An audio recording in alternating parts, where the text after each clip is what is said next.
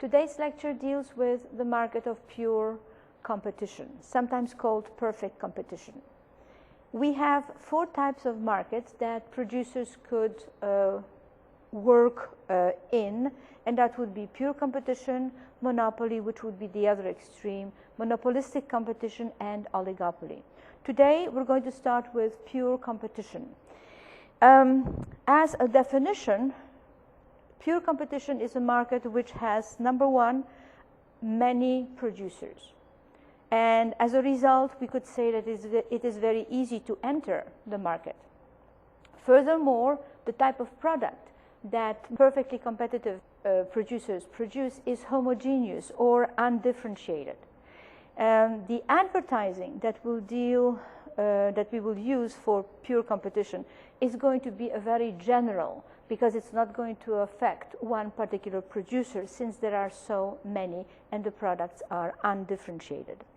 As a result, no one producer has an impact on the price, and they are, as a result, price takers. The other markets, monopoly, monopolistic competition, and oligopoly, will be price makers. They will have enough power to influence the market more or less. An example of a purely competitive market would be agriculture. There are many farmers. The product that they produce is undifferentiated. A potato, an Idaho potato grown by one farmer, is the same as that grown by another farmer. The main focus of our analysis is going to be to calculate profits. And we can calculate profits by looking at either total or average costs and revenues. So we're going to be looking, in order to calculate your profits, you are going to be comparing your costs and your revenue. So if we're going to be looking at the total, then we have here a graph that will show you your total cost going up and down. Remember, always upward but at different rates. This is your total fixed cost. This is from previous chapters. And your total revenue for perfect competition is going to be a straight line going up. So that's your total revenue. So where are we going to calculate profits here? It's going to be the difference between total cost and total revenue. So in this situation, since you see that your total revenue is smaller than your total cost, you know that you are losing money. At this point right here, you are breaking even. The revenue from your sales is equal to the cost of producing those units. And right here, you see that you are making economic profits, profits above what you expected. Keep in mind that when you are at break even, you are making normal profits. Here, we are going to be making economic profits or excess profits. So this is the total cost, and this is the total revenue. That is going to be your profit. So where would you read those numbers? Well, total revenue would be right here, should be a straight line, and your total cost would be right there. So you can see that your total cost is lower than your total revenue. The difference is your profits. Another way of looking at that would be to look at your average or per unit. The demand curve under perfect competition is a straight horizontal line because you have no power over price. And as a result, your price is equal to your average revenue, it's equal to your demand, and it is also equal to your marginal revenue. So if you look at this graph right here, to calculate your profits, you're again going to be comparing costs and revenue. So if your average total cost is right here, obviously you are losing money because your costs are way above your revenue. Now, if your average total cost is right here, we have reduced costs.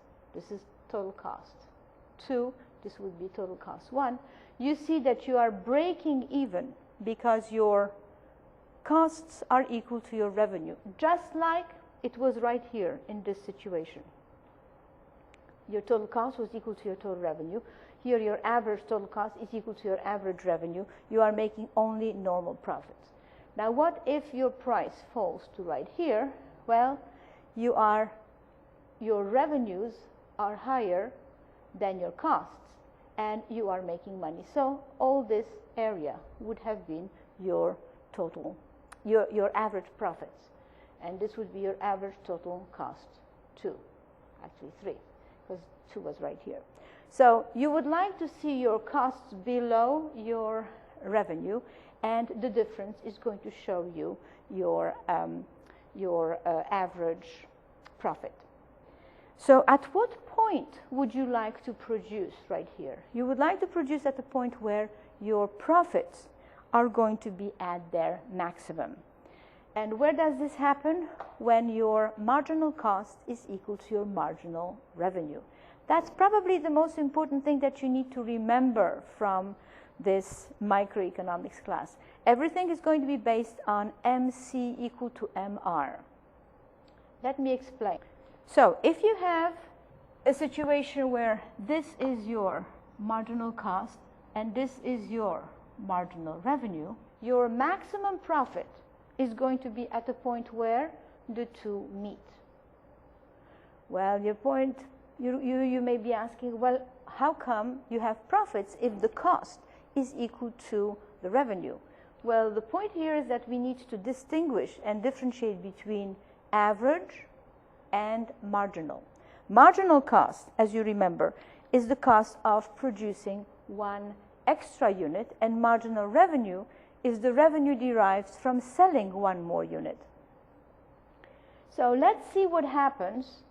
Let's say that this is going to be 10 units. Let's see what happens if you were to produce unit number 11.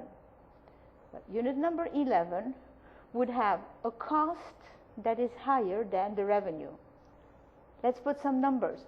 If this is, let's say, 5 and this is 7, then you know that by the 11th unit, if you were to produce unit number 11, that unit would cost you $7 and you would only get $5 for selling it. Not a good idea. Actually, we are going to see that the distance between those two, the $2 right here, is how much your profits are going to be going down if you make the mistake of producing unit number 11. Okay, now next question. Well, how come you don't stop producing where the distance between your marginal revenue and marginal cost is the largest? And the answer is you don't want to stop producing here because you could be making extra marginal profits as you produce subsequent units. So let's say that this is unit number 6 and this is, let's say, $3. We know that when we produce unit number 6, we will have added that $2 to total profits. How about unit number 7? Well, unit number 7, let's say this is 3.5. Unit number 7 is going to be adding, but adding less than before. But it is still an addition. You are still adding more to your profits. So don't be greedy and stop where your contribution to total profits is the highest. You want to squeeze out as much profit as you possibly can. So you will continue. Now, how much will be added to your total profits when you produce your unit number 10? Well, unit number 10 costs you $5 to produce, and you're also going to be getting $5 as revenue from that particular sale. So the addition to your profits is 0, and that's where you stop. It's not costing you anything, you're not losing anything, you're just not adding anymore, but you know that you have reached a maximum. And as we have seen, if you produce the subsequent unit, unit number 11, the cost of that unit is higher than the revenue, and therefore your total profits will be going down. Not a good idea. So this is kind of the proof why marginal cost equals to marginal revenue would be your highest maximum total profit. Okay, so could we calculate profits using marginal cost and marginal revenue? And the answer is yes. If you look at the difference between marginal revenue and marginal cost, when marginal revenue is higher than marginal cost, if you add up all these additions to profit, you would get your total profit. But keep in mind that you need also to take into consideration your total fixed cost, and that would be the amount that you still have to spend even though you produce nothing. So taking into consideration total fixed cost and all the additions to profits. See, here those additions are small, become larger and larger and larger, and then here 0, that's where you would stop. That is another way of calculating your total profits.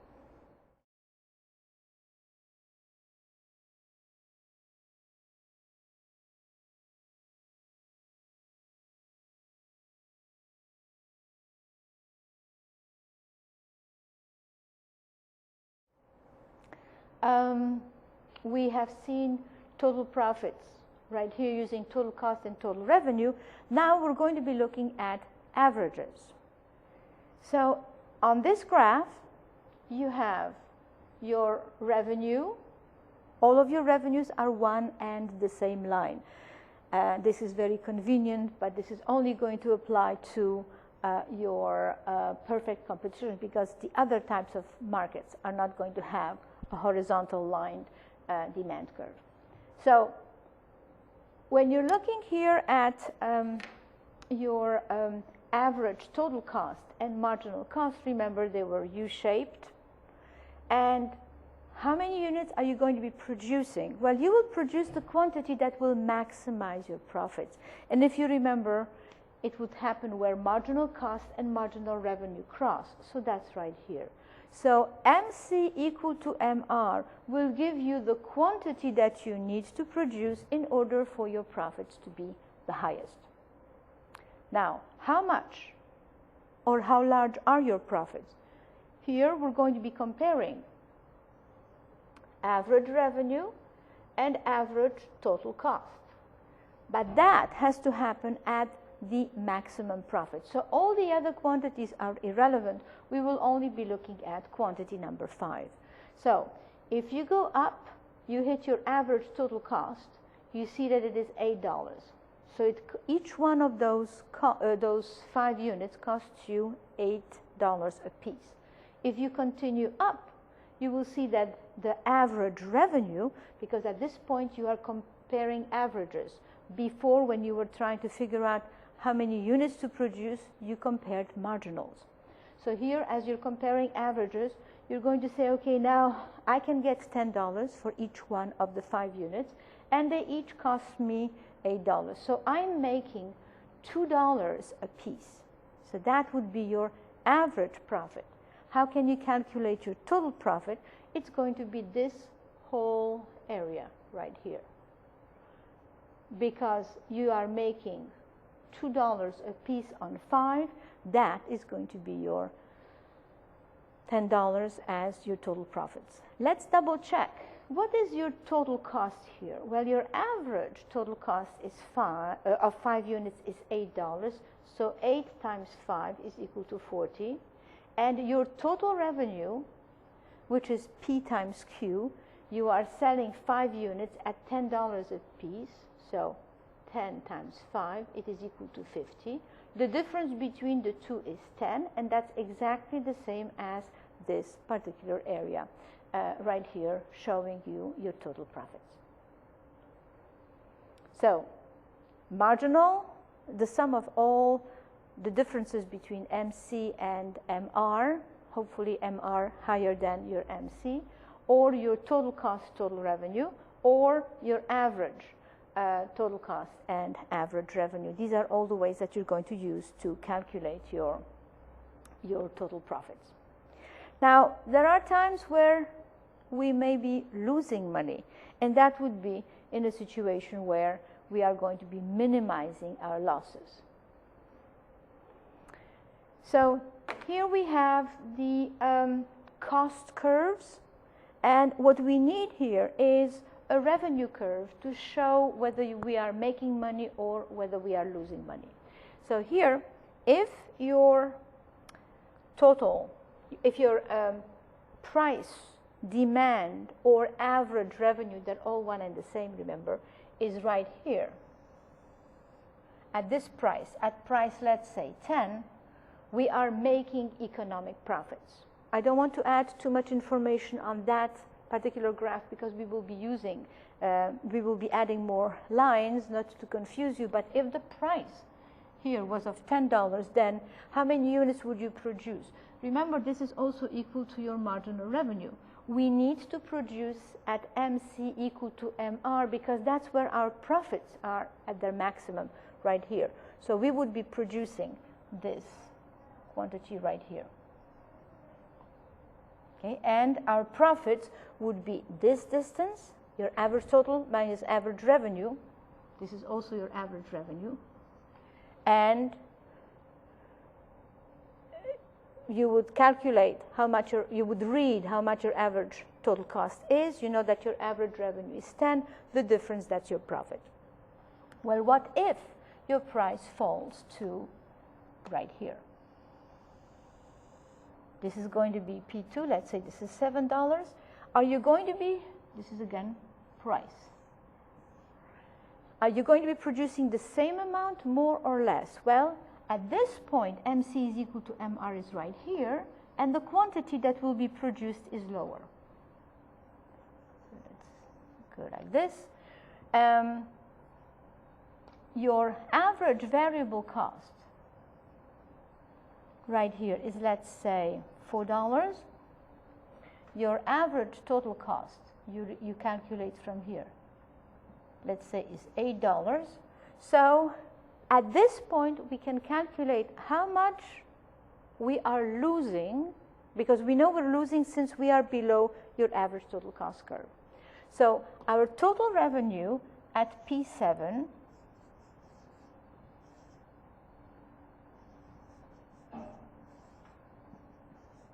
is going to be equal to, let's say that this is 5 units. So the total revenue is going to be 7 times 5, or $35. How much is your total cost of 5 units? Well, 5 times 8,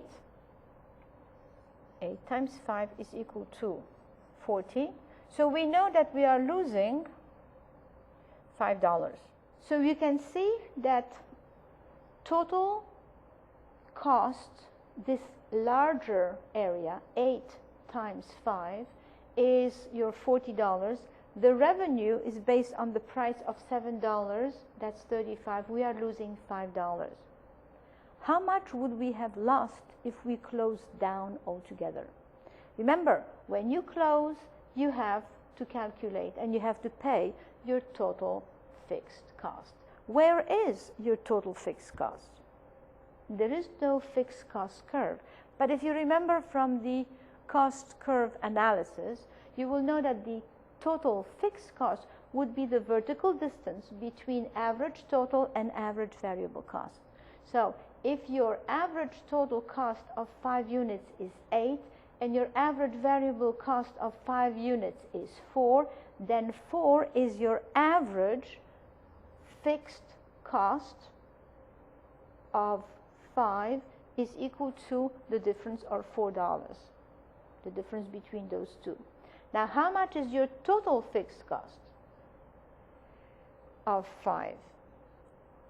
Well, it is going to be the 4 times 5, or $20. So you are losing 5 by producing, but if you were to close down, you would be losing 20. So this is what we call minimizing losses. We are losing less than we would otherwise have lost if we were to close down altogether. So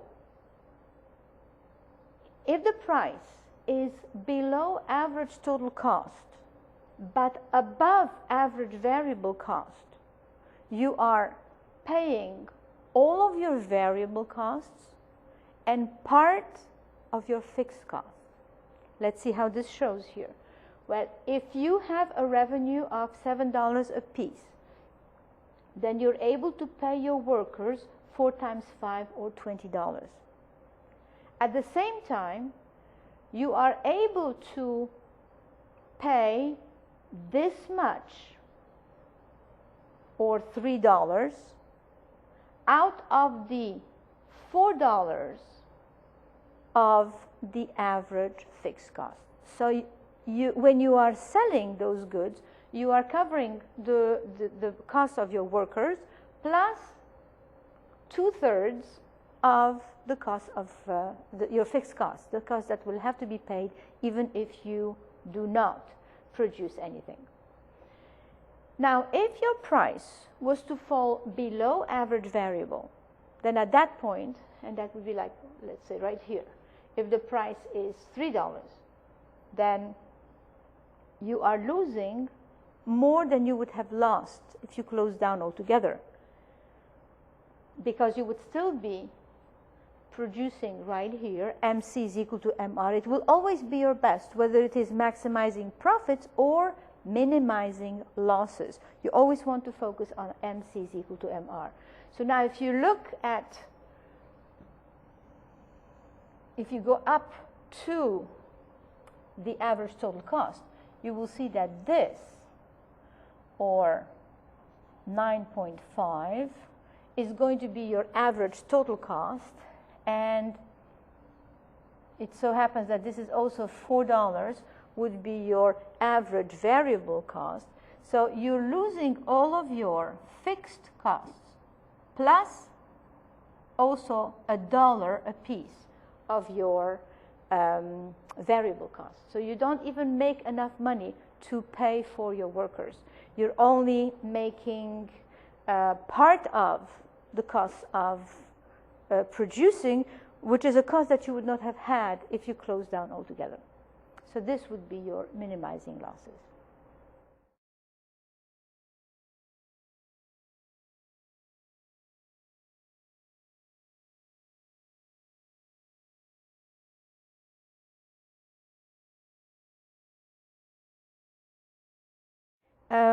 Again, we're looking at pure competition, one of the types of markets. What we're trying to focus in on is to maximize our profits, and we do that when we produce where MC is equal to MR, because that's your best bet. That's your profit maximization point or loss minimization point. We expressed profits either using the total cost and total revenue or the average cost and average revenue. And as long as your average revenue was above your average cost, you were making economic profits. When your average cost was equal to your average revenue, you were breaking even and making normal profits. There is also a possibility of losing money altogether, and that would be in a situation where you do not cover your total costs. And at that point, you would be minimizing losses if you continue to produce when your loss by producing is less than by closing down altogether. So what costs do you have to pay if you stop producing altogether? Your total fixed cost. So on a graph, that would be a price that would be above your average variable cost, but below your average total cost, somewhere in between those two. Okay, so that will be all for this lecture, and we'll continue next time with monopoly. Thank you.